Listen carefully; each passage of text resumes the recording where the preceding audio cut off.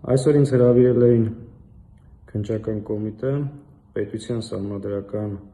կարգի հիմունքների, պետության դեմ ուղղված հանցագործությունների,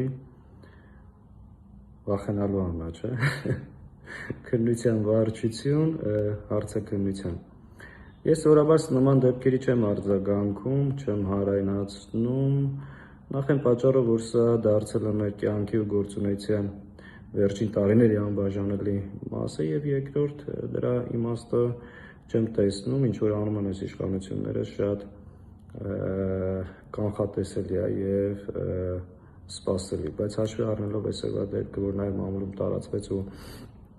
արձագանք գտավ, կարճ արձագանք եմ։ Ինձ հրավիրել են քննչական վարչություն, քննչական կոմիտե Բագրատ Սրբազանի եւ 17 արդարների գործի շրջանակներում, գիտեք, այդ գործից կա անջատված մաս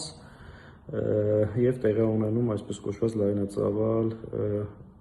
քննություն։ Ես հրաժարվել եմ որևէ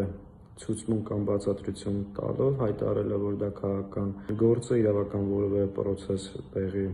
չի ունենում, դա ընդհանրապես քաղաքական պատվերի շրջանակներում հետապնդումներ է եւ ես հրաժարվում եմ որևէ բացատրություն տալուց։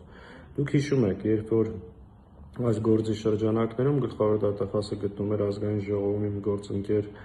Արթուր Սարգսյանին անձեռնամխելիությունից զրկելու եւ կալանքի տանելու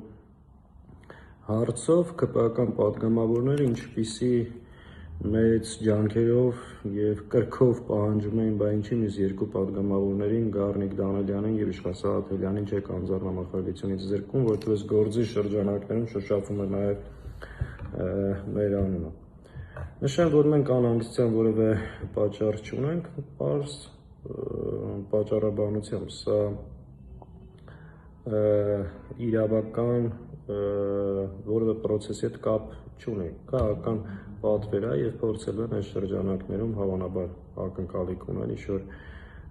նոր գործ կարելու կամ նոր մարդկանց մեղադրանք առաջադրելու։ Ընդհանրապես կարող եմ ասել հետեւյալը, որ այս իշխանությունների կողմից հետապնդվելը դա պատիվ է, նաեւ պատիվ է բոլոր նրանց համար, ովքեր այսօր գտնվում են անազատության մեջ, քանի որ նրանք անազատության մեջ են այս չարիքի իշխանության դեմ պայքարելու արդյունքում, այլ ոչ թե հանցագործեն։ Ամոթը եւ խարան է այս իշխանությունների հետ համագործակցելը եւ նրանց ձեռքին գործիք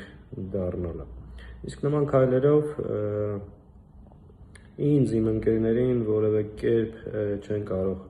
շեղել մեր բռնած ուղուց, մեր ճանապարհից եւ ամեն մի նման քայլ եւ գործողություն ոչ թե մեզ կաշկանդում է, այլ ընդհակառակը, նախ համոզվում ենք, որ ճիշտ ընթացքի մեջ ենք եւ գտնվում ենք ճիշտ